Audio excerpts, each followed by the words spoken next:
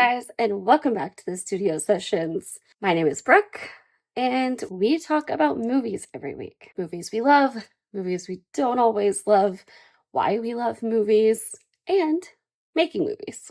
To kick us off this week, here are. Oh, the power just went out. Only light you can see is my phone screen. I have a feeling Andrew's gonna get a call. Let's see.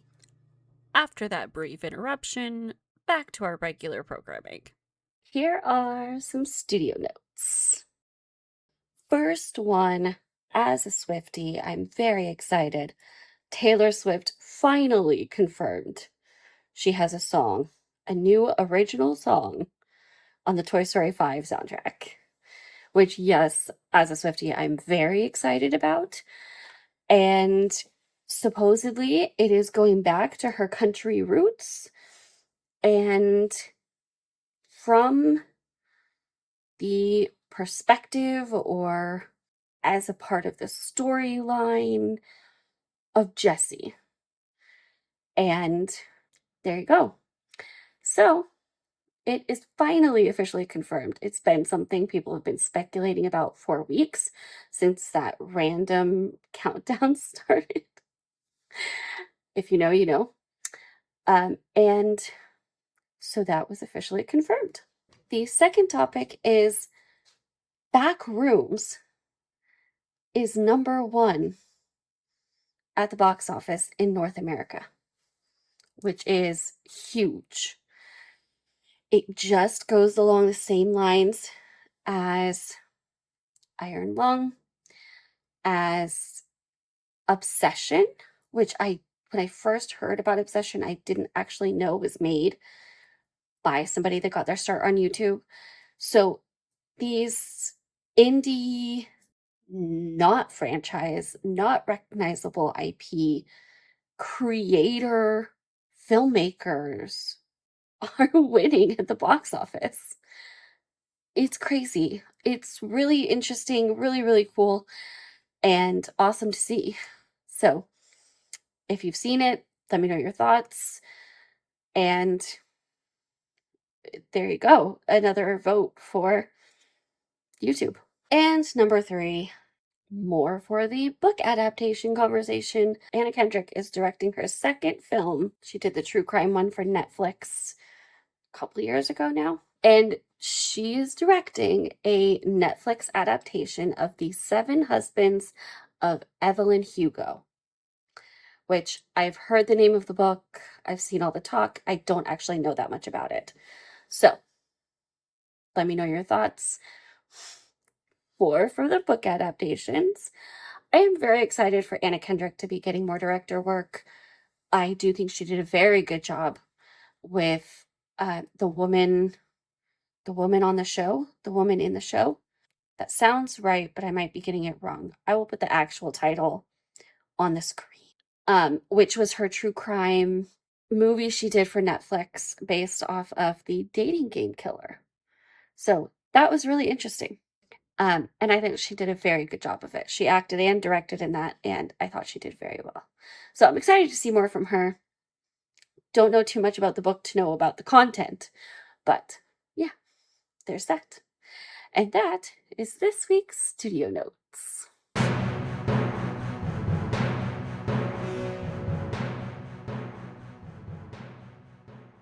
Okay, so this week I actually want to do a little bit of talking about TV and why we gravitate towards the TV that we do. And specifically, I want to use an example from my real life that I think I've always had some element of interest in these types of shows, but it makes it a different watching experience now. So let me explain. I want to use the example of watching first responder, medical, firefighter, procedurals shows. That's a really awkward way of trying to explain it, but Shows like 911, shows like The Pit, shows like I love Grey's Anatomy, um, shows like Chicago Fire, all of those procedural shows that are following a group of first responders, whether it's cops, firefighters, doctors. There are a bunch of different iterations of this. Something that I think intrigues me uniquely now and differently than it did before. It's always been something I've been interested in. I've always loved those kinds of shows. I've always loved the procedural true crime, like crime shows like Criminal Minds, all of that, NCIS. I love them. And I always have. I've always had that interest. But my husband in 2016 became a firefighter with our local volunteer fire department. And I don't think I've had the same experience watching those shows since. There's not only a funny side to them, where, watching a firefighting show with a firefighter is always going to be really funny. He's correcting things, he's telling me about things, and it's enjoyable and kind of lighthearted in it's funny watching them try to depict this real life thing that it, they're trying to make more dramatic for TV shows. It's already dramatic situations people get into, but they're adding things in that he's like, yeah, that wouldn't actually work that way. It's convenient for their plot line, but wouldn't actually work that way. And there's that whole side of it where it's very light, it's very fun, and I get a peek into what he does and experiences with it because we're watching it together. He's talking about things, he's reacting to parts of it.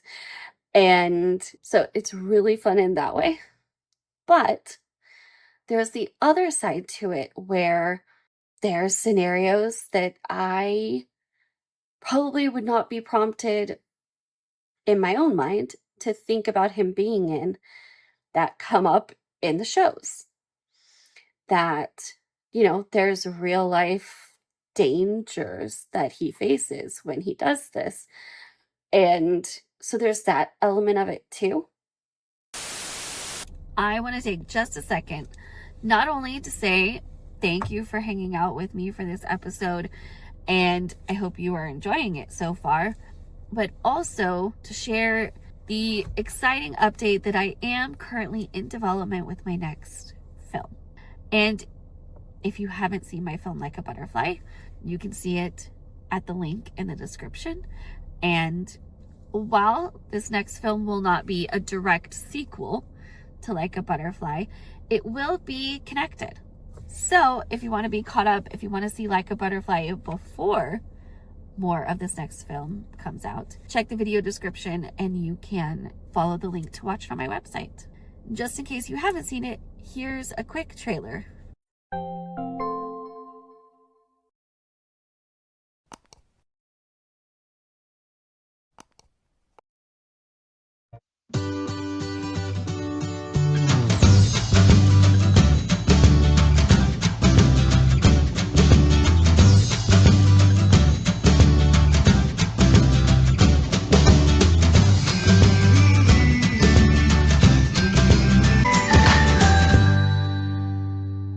I did not start my channel intending to share about Turner syndrome on it. Then I started getting a flood of comments of girls and women that also had Turner syndrome, and then I just couldn't stop talking about it. My story actually starts before I was even born. Pretty quickly it became obvious that something was wrong. It is Tuesday and my appointment is tomorrow. My first appointment with the infertility doctor, or fertility doctor, whichever way you want to look at it.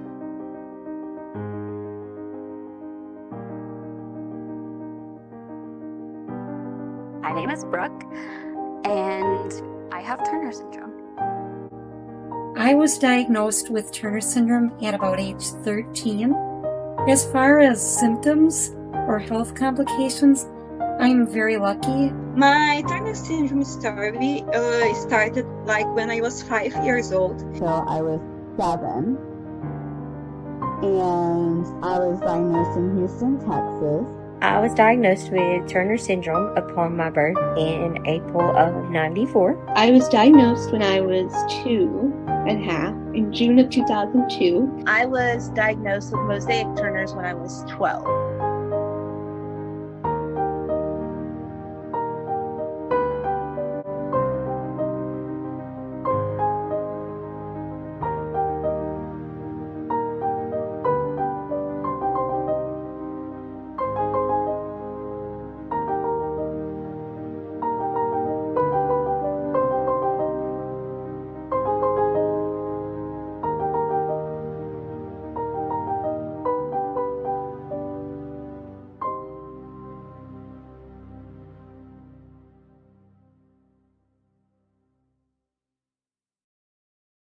I hope you enjoy Like a Butterfly if you watch it.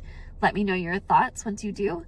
And stay tuned for more updates about my next film. Now, back to the episode.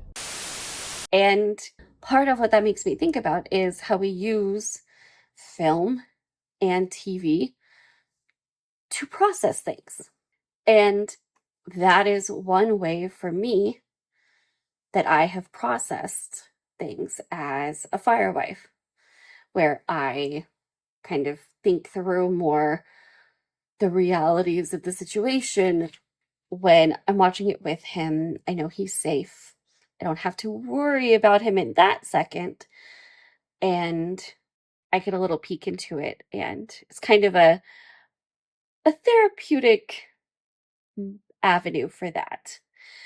And I think I'm drawn to them more than I was ever because of that. It's always been something that's intrigued me, like I said, but I think even more so now, it just means a lot more to me just because I do have that connection to it. And I think we do that with a lot of the things we watch. Why do we love true crime? Well, I can tell you, I am always processing things like, why do people do what they do? That's just me. My brain has always worked that way. I have always been the type to analyze people and see the psychology behind things. So, as a people watcher, as a psychology person, I've always been interested in that. And true crime, looking at real cases like that, is a very, to me, very interesting case study of human psychology. And so there's that element to it. I think there's also the intrigue of the whodunit, the mystery, the like, was this solved? Who, why, what happened? And I don't know. For better or for worse, and you could debate this, there's lots of conversations people have around if it's healthy or not. I think to some extent, there's again a lot that we have to process that happens. And these are some of the ways that we process that. It's a way for our brain to think through things that are actually happening that feel a little bit safer. It's looking at, okay, this is an actual scenario. What went on? And so there's that. I also think there is a form of living vicariously through what we watch. It can be a, oh, I really wish I could live that life. There's also an element of, I'm going through this and I really relate. And seeing something that I can relate to is very assuring and comforting and helpful in a lot of ways. And so I think there's so many different facets of life that we can process through movies, through film. And the unique added bonus of that is there's such a depth to putting ourselves inside those stories. You can really empathize. You can kind of really envelop yourself in that world. And while, yes, there's a level of escapism, it's also an experience. I've talked about this before. There's depths to it. It's not just you're hearing the sounds, it's not just you're seeing the images and the video. It's a whole picture of an experience where you are multi-sensory experiencing something. And it's a unique way you're able to work through, think through, process different things. That's why we have such a big reaction to it of feeling seen in a way we didn't before, of maybe understanding how we're feeling a little different than we did before, and at the least not feeling as alone in it. Like, okay, maybe I'm not the only one.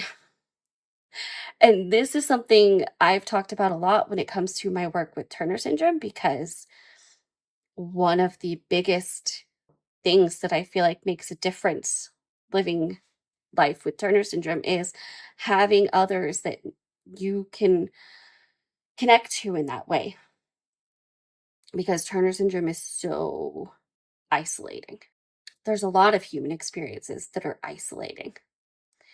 And when we are able to see our own emotions, our own experiences, something like that, that we can relate to, depicted in a movie, in a film, in a TV show, we can feel that much less alone. And so, my example of the firefighting procedurals, I get to, in a safe way, experience a little bit of that part of my husband's world and life. And that's helpful for me because then I can understand a little better what he's dealing with, even when we're laughing at how wrong they get something. I'm getting pretty good. There's stuff I've even called out that I'm like, that doesn't seem realistic, just from what he's told me outside of watching the show. And he'll go, yeah, no, it wouldn't happen that way. And I think there's a huge part of it that helps me process that, when the only other side of it I experience is him running out the door to a call. And so this gives me a little bit of a way to process what he's running out the door to. And the lighter side of that, as well as the more difficult side of that, because it is a lot of difficult too that he's running out the door to, obviously. So there's so many elements to that scenario, and that's just one example. But it just makes me really appreciate and think about how much we use movies and TV shows to process things, and how how much that influences the media we are drawn to, what we feel most connected to, what we're most interested in. It so heavily influences it, and it's really, really interesting. So I hope that was enjoyable for you as well. It just is another reason why I love movies and TV shows. And I would love to hear your experiences in this way in the comments down below. Let me know your thoughts. Let me know what kind of TV shows or movies you feel yourself pulled to, and if you kind of can make the connection and understand why. And yeah, I would love to hear your thoughts on this. As always, make sure you're subscribed so you see when the next podcast episode comes out every Wednesday at 10 a.m. And if you enjoyed this episode, give it a like and share it with the person that you talk about the movies you watch with the most. And I'll see you guys next week. Bye. The Studio Sessions is a Butterfly Entertainment production. You can keep up with all of our podcasts, YouTube videos, films, and other projects on our Instagram page. We are at Butterfly Entertainment Group. Thanks for listening.